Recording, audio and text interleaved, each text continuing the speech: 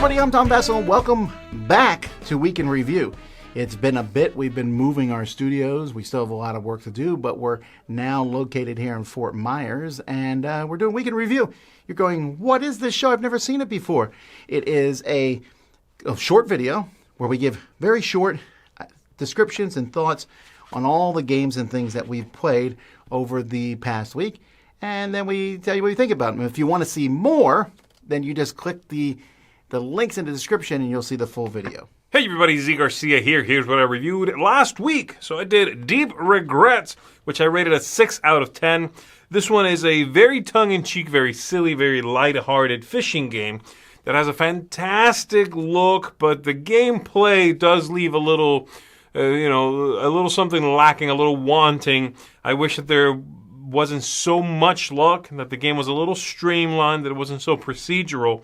And the game length is also that gives me pause, especially with higher player counts. But I enjoy the experience very much, and the world is just so fun to inhabit.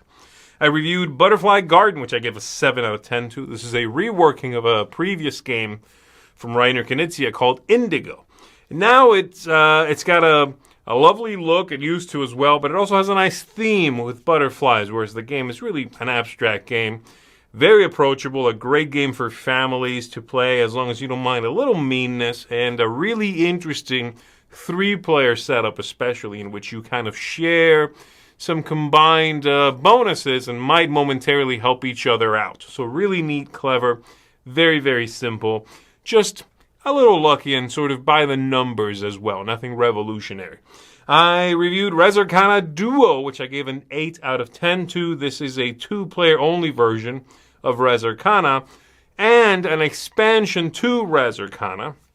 You can kind of treat it as whichever way you want to. I enjoy the small footprint here. I like that it is this nice little self-contained learn to play almost. And while Res Arcana already is a fantastic 2-player game, I do like that this is a good way to either expand your game a little bit, but preferably, in my opinion, have kind of a travel edition of the game or a dip your toes into the system and see if it's for you kind of game. So I really enjoy this production, and the gameplay is wonderful. And then lastly, I reviewed Station to Station, which I give a 9 out of 10 to, and it is just a superb, clean, streamlined pick up and deliver game, buying resources and delivering them elsewhere, making connections with the movement of your trains. It's a game that sort of pulls together from a lot of different ideas, but they come together very elegantly and very cleanly. And I think it's, in my head, I want this big epic train game, but what I really want is that concept streamlined to pretty much perfection, and that's what I get from this design Station to Station. So a 9 out of 10 for me. And that's going to do it. I'll see you on the next one. Hey everybody, it's the return of Chris time after a few weeks here. I've got a lot of games to cover. So starting off, Tank Chess. Tank Chess I give a 6. This is it's a super clever game. You got to really like abstracts. And not just simple, quick abstracts, but ones that involve a lot of like movement points and calculations of armor and different angles and stuff. Clever abstract, but it's a 6 from me. It's a little too thinky. Next up, Chaos Cove, 6 as well. This is a worker placement game. There's a lot going on. I think a little too much. It's too mathematical for how kind of chaotic and zany the battling part is. So it's a little bit of a mismatch, a little bit too long. Star Wars Rivals Season 2, I took a look at a few weeks ago, 7.5. The same score I gave the first set of Star Wars Rivals. You can tell that they made this a little bit, a little cheaper quality, just here and there, but the sculpts, all of the cards, everything, the important stuff is the same. And I just like having more characters for this game. Fun game, play with my daughter a lot. 7.5. Next up, Penguin Party from Reiner Knizia, 7.5. I took a look at the plate version. I know there's a version coming out from 25th Century. Neat little game where you're building up a pyramid of colors. Super simple, and one that I find really engaging. Especially, I think it's a great 3-player game. Dragonheart, I gave a 7.5. Now, Dragonheart, I took a look at the implementation on Board Game Arena. It's a little 2-player rock, paper, scissors, lizard, wizard, Spock type of a game. Very clever card play. It's one that I don't always like this type of game, but this one does a great job. Difficult to find in the U.S., but available for free on Board Game Arena. So this is something I did during the middle of the move. Fuse Countdown, an 8. This is the second edition or a new version of Fuse, cooperative dice drafting game where you're dismantling bombs. I like the little improvements of this one over the original. Harvest, I gave an 8. Now, this is the Harvest. This is from Japan. A small gardening game where you're trying to create 3 vegetables in a row, and it's mean as all get out, and yet I really like it. 8.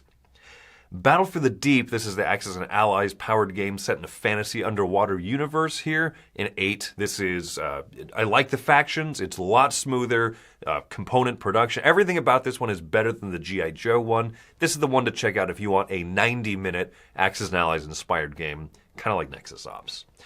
Icor, this is from Bitewing Games, 9. This is an abstract. You have different monsters and gods and stuff. You move them in straight lines and drop off discs. You want to put all of your discs on the board. This has a great structure where you play both sides asymmetric, some special powers that are really fun, and you count up the score between the 2 rounds. Great way to do an abstract game. But my favorite game from the last few weeks here was Iliad. Also Bitewing Games, also Reiner Knizia. This is a 9.5. I think this is an almost perfect 2-player head-to-head game, very similar to Blitzkrieg, or a little more similar to Caesar Run in 20 Minutes, but it fits right into that amazing head-to-head 2-player thing. One of my favorites I've ever played. So that, folks, has been my last few weeks. Let's keep moving along. All right, quite a few games here over the last 2 weeks, so let's jump in with me. First up was Chaos Cove. Chaos Cove just kind of didn't really have a place, I guess. I couldn't really figure out what this game was trying to do. It was heavy and strategic at times, but then also was super random, and so you really couldn't fall into a groove with this, and ultimately it just really overstays its welcome on the table. So Chaos Cove, I came in at a 5 on. Next up, I took a look at Snails as well. This one was similar, I think, is in how I'd explain Chaos Cove, but at the end of the day, it was just fun. So I came in at a 7 on Snails. One that I think is a little bit rules heavy for as chaotic as the game is, but it was fun. I enjoyed, and there was enjoyed every play, and there's a lot of just laugh out loud moments as your best laid plans kind of just fall apart. And so it's just a good time. So Snails was a 7. Also took a look at 2 different kids games. First up, I took a look at Exit Family.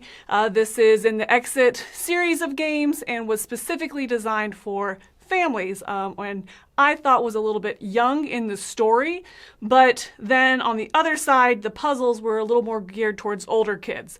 So great if you have a span of ages in your family, but something to know that the story is very young, and it didn't quite hit for my son, but he very, very much enjoyed the puzzles. So I came in at Exit Family on a 7.5. And last up, I took a look at Micro Macro Kids. I did really enjoy this one. I came in at 8.5. I thought this was an excellent game, an excellent addition to the Micro Macro, it's not a world, I guess, series of games. I think the implementation of the little discs to track key points across the city, as well as going to a book for the cases, were both really, really good adaptations or additions, I guess, to the game, and kind of overdue at this point. I hope to see that those discs become available for the previous versions as well, because they're just really, really helpful.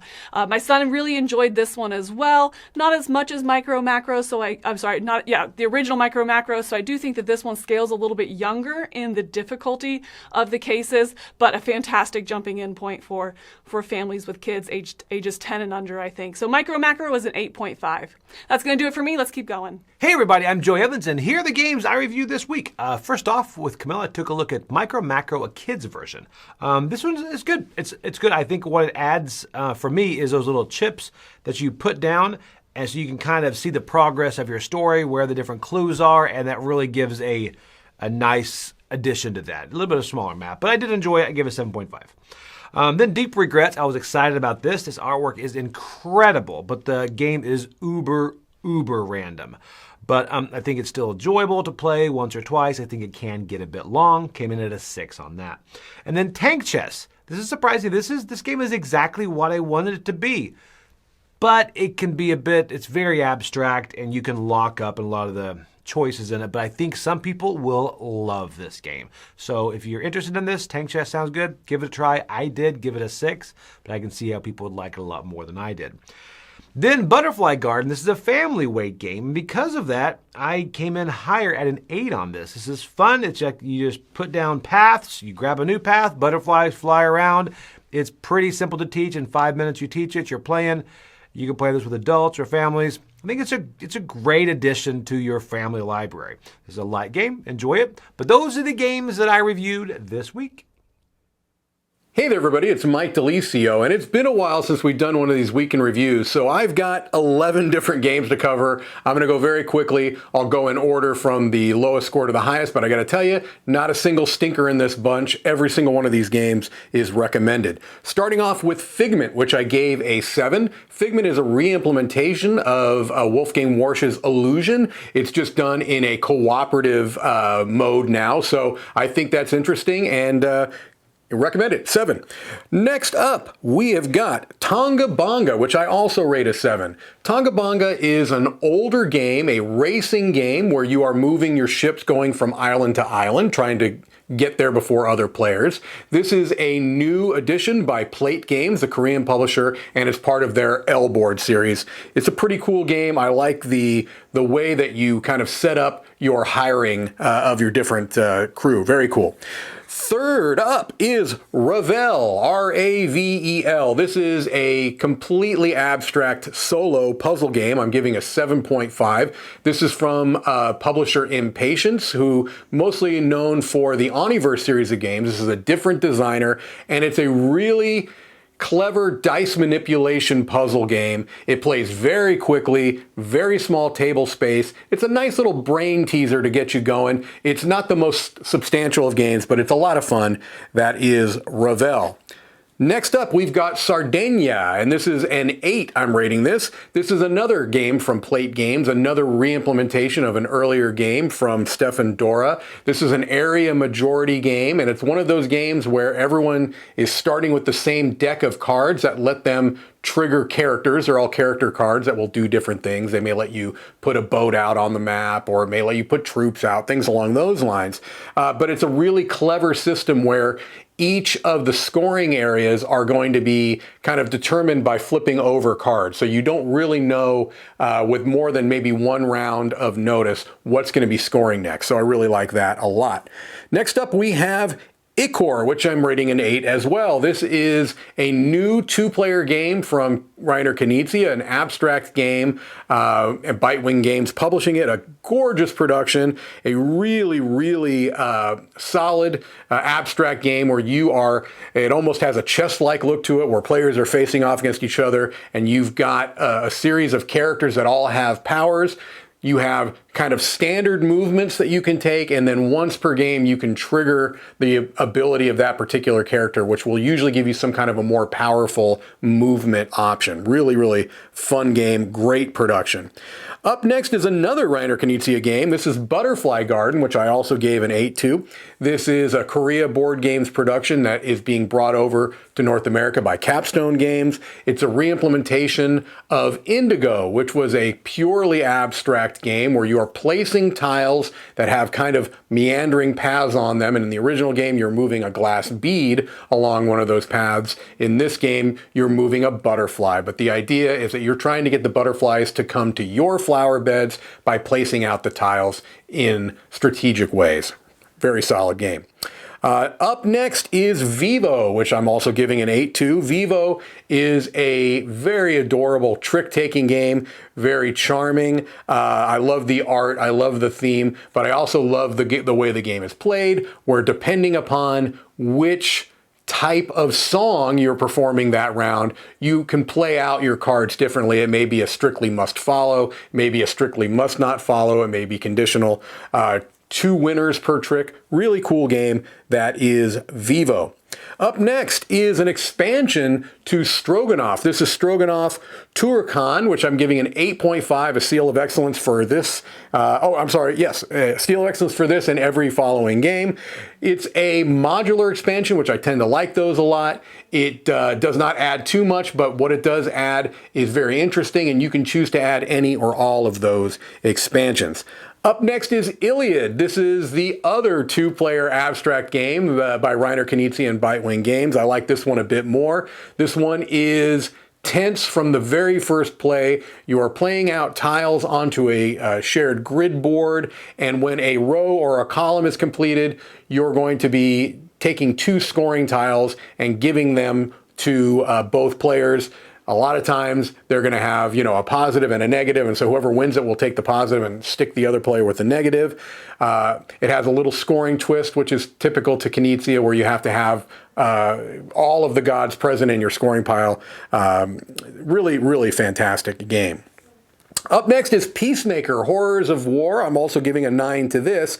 This is a kind of a sequel to an earlier game called Dawn of the Peacemakers, and this one is an even better version of it. It's much quicker to set up. It has a very intriguing theme where you have 2 warring factions, but you are not controlling either of those factions. You're controlling characters that are trying to influence them subtly to kind of just lose their motivation and give up before either side surrenders completely. Really, really cool game. And then finally, we've got Cyclades Revised Edition, which I'm giving a perfect 10 to.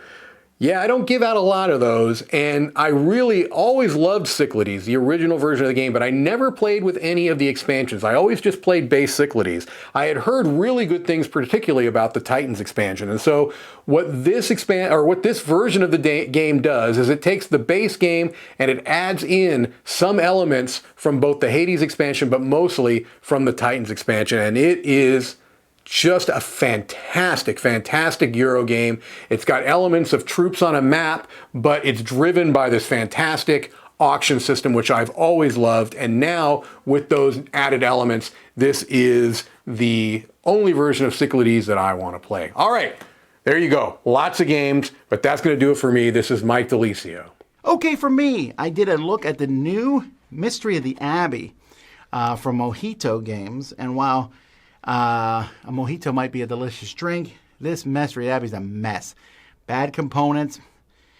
Mystery of the Abbey itself hasn't aged well. I'd probably give it a 6 if the components were better. But with the components as they are, it's almost unplayable for me. 4 out of 10. Deep Regrets. We took a look at this game based on Dredge. I like the game. I love the theme. It's so much fun, which keeps it as a 6.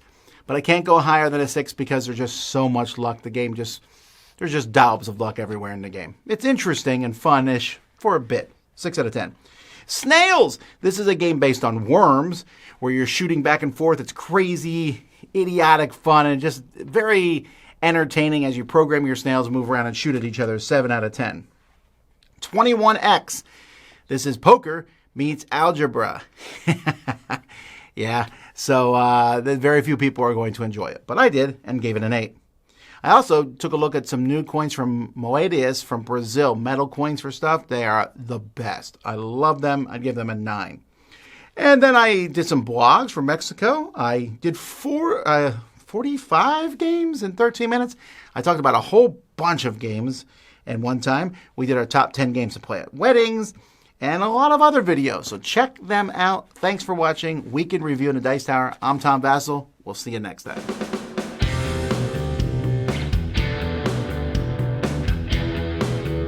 Hey folks, thanks for watching another one of our videos. If you like our videos, if you like our channel, you would love to game with us at one of our conventions. Check out Dice Tower Cruise, Dice Tower East, and Dice Tower West.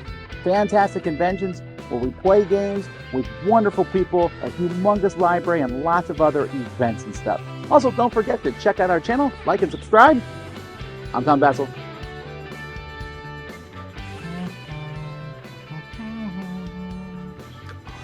That's it. Let's do it. All right.